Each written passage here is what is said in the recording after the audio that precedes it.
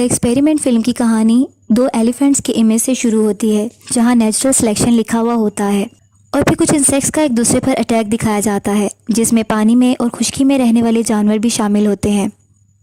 और फिर अचानक से इंसानों का जानवरों की तरह दूसरे इंसानों पर असॉल्ट दिखाया जाता है, जिसमें ब्लड शेड और वायलेंस शामिल होता है।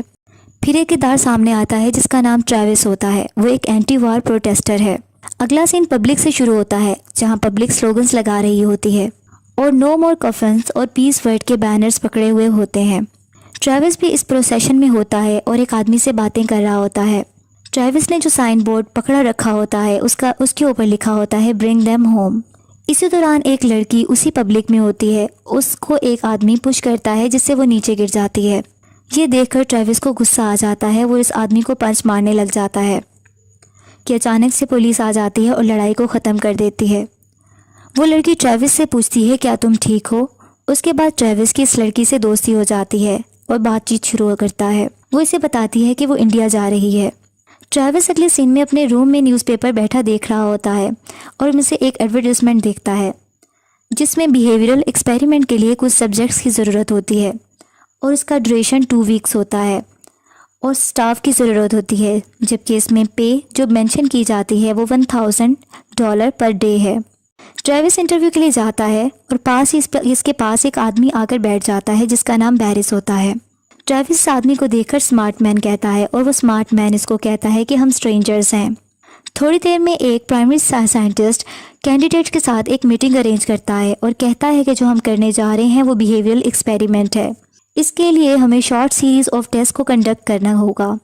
इससे पहले वो ये बताना चाहता है कि ये वाली चीज़ें जो हैं वो आपको एक सिक्योर एनवायरनमेंट में प्रोवाइड की जाएंगी और ये एक्चुअल एक्सपेरिमेंट होगा। उसके बाद कुछ सब्जेक्ट्स को सिविल राइट्स से महरूम रखा जाएगा।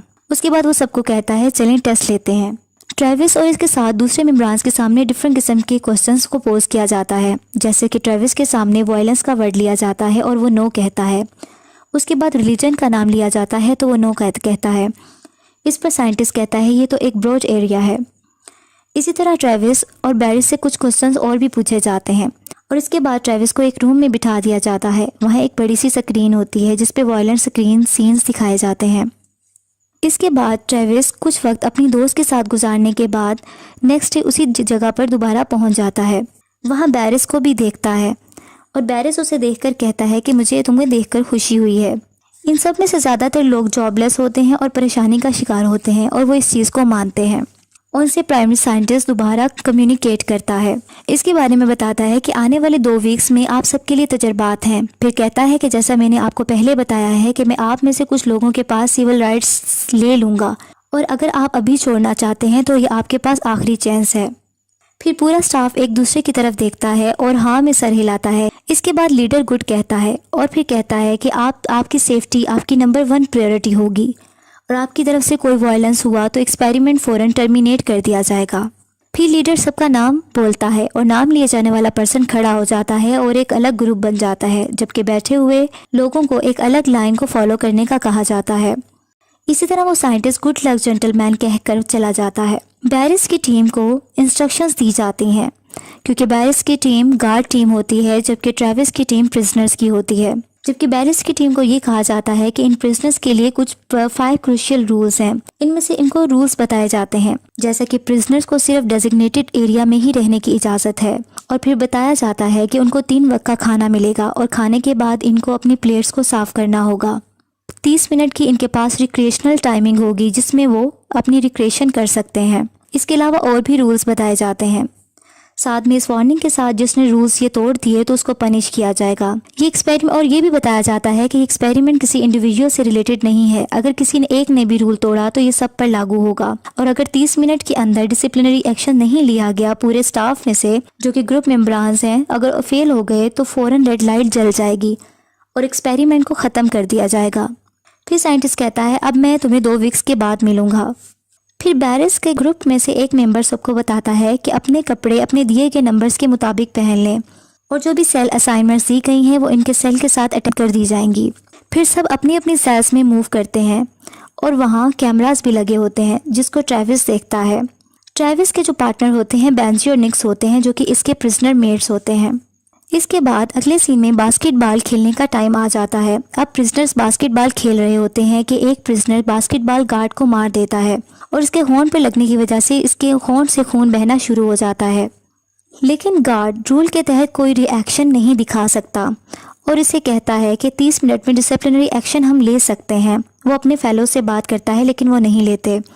फिर गार्ड्स का एक मेंबर इस प्रिजनर से जिसने गार्ड को जख्मी किया होता है आराम से 10 पुशअप्स निकालने का कहता है और सब प्रिजनर को भी यही करने का बोला जाता है। वो इनकी एक सज़ा होती है और सब 10 पुशअप्स लेते हैं।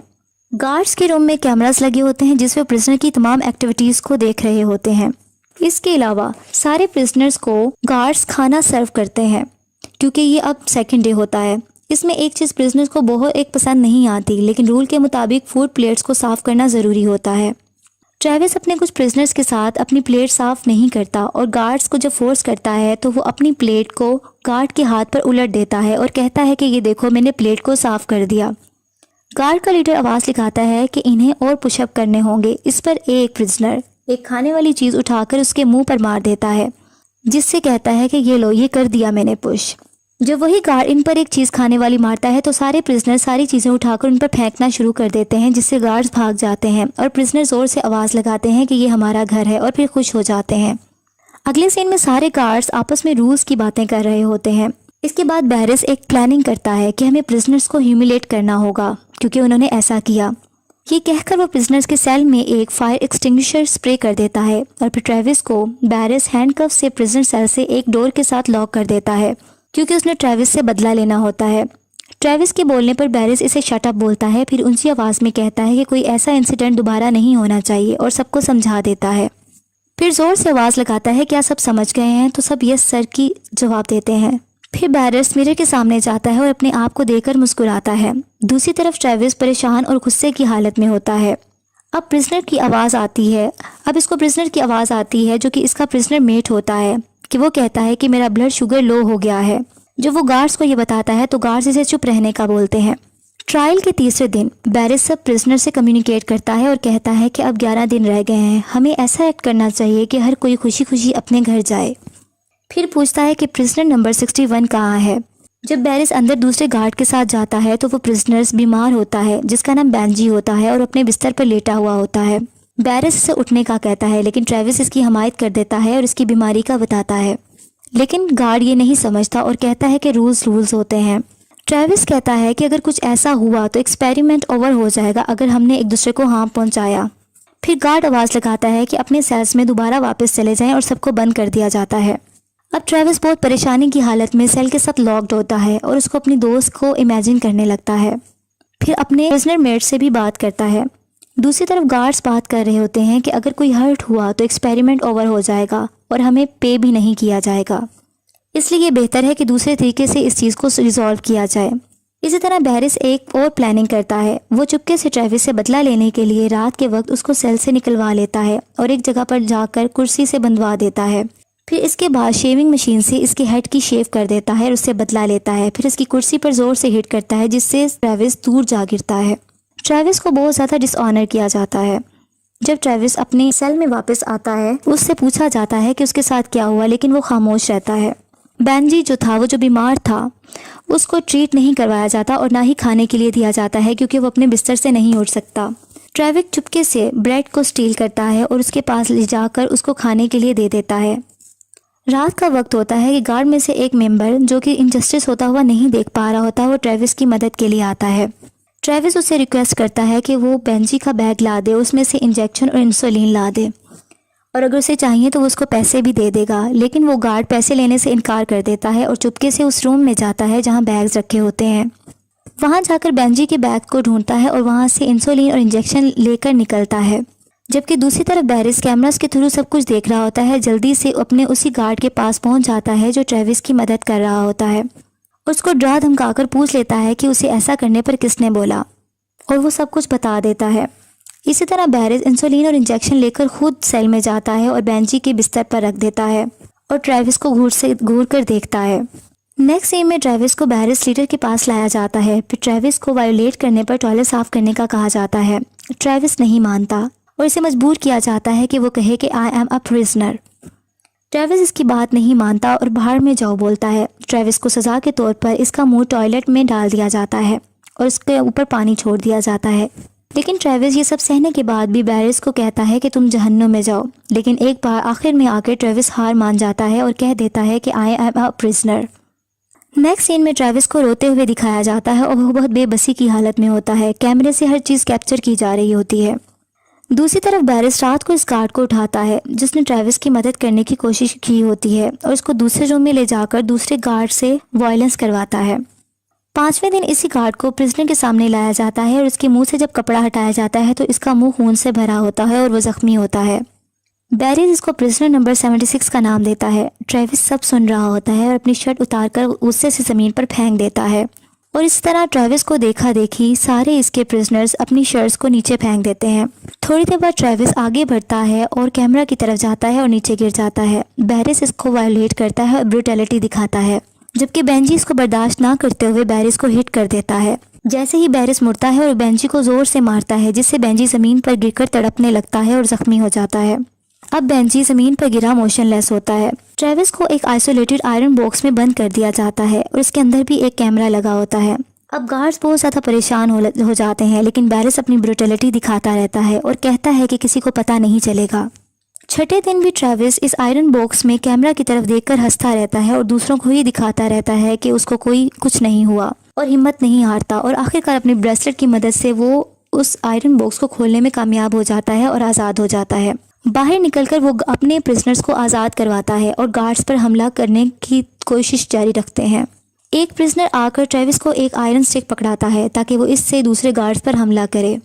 कैमरास को देखकर गार्ड्स घबरा जाते हैं क्योंकि उनको पता चल जाता है कि तमाम प्रिजनर्स आज़ाद हो गए हैं। इनमें से एक गार्ड कहता है कि हमें क्या करना चाहिए, जबकि बैरिस एक नाइफ उठा लेता है और कहता है कि हमें तैयार रहना चाहिए। सारे प्रिजनर वायलेंटली ग्लास डोर को बीट कर रहे होते हैं। इसके बाद दरवाज़ा खुल जाता है। सारे गार्ड्स अपनी जान बचाकर भाग जाते हैं, जबकि बैरिस इनके पीछे पीछे होता है। प्रिजनर्स इनके पीछे पागलों की तरह भाग रहे होते हैं जैसे वो उनकी जान ले लेंगे और गार्ड से शटर ऊपर नहीं होता ताकि वो बाहर निकल सकें। इतनी देर में प्रिजनर्स वहाँ असॉल्ट कर देते हैं। बैरिस ट्रेविस को नाइफ मारता है जिससे वो हाथ से नाइफ को पकड़ लेता है और बैरिस खौफ से नाइफ को छोड़ देता है। इसके बाद ट्रेविस बैरिस को बहुत बुरे तरीके से मारता है। दूसरे प्रिजनर दूसरे गार्ड्स को मार रहे होते हैं। इतने देर में रेड लाइट जल जाती है जिसका मतलब होता है कि एक्सपेरिमेंट रूल के मुताबिक ओवर हो चुका है। अब बिल्डिंग का दरवाज़ा खुल जाता है और बाहर का साइड नज़र आ जाता है। बहुत दिनों बाद परिंदों की आवाज़ें सुनाई देती हैं और रोशनी दिखती है। सब जख्मी हालत में आहिस्ता आहिस्ता चलने लगते हैं और ज़मीन पर परेशानी की हालत में बाहर जाकर बैठ जाते हैं। फिर वही बस आती है जिसने इन्हें यहाँ ड्रॉप किया होता है। सब इसमें बैठ जाते हैं और अपने अपने ड्रेसेस को भी वियर कर लेते हैं। बस में बैठा हुआ बैरिस अपना चेक हाथ में लिए होता है जिस पे $14,000 का होता है, लेकिन बैरिस परेशान होता है। ट्रेविस को देखता है। अब सबको पे कर दिया जाता है क्योंकि वो एक्सपेरिमेंट के पार्टिसिपेंट रहे होते हैं। मीडिया में भी न्यूज़ आ जाती है और जाहिर हो जाती है कि साइकोलॉजिकल टेस्टिंग थी और तमाम बिहेवियरल एक्सपेरिमेंट टेस्टिफाई हो गए हैं। अब ट्रेविस हिंदुस्तान चला जाता है। ट्रेविस एक लेक के नज़दीक बैठा एक औरत को देख रहा होता है जो कि पानी से अपने बच्चे का मुंह साफ करती है और थोड़ी देर बाद ट्रेविस की दोस्त पीछे से आ जाती है, सुकून से मुस्कुराता है और दोनों मिल जाते हैं।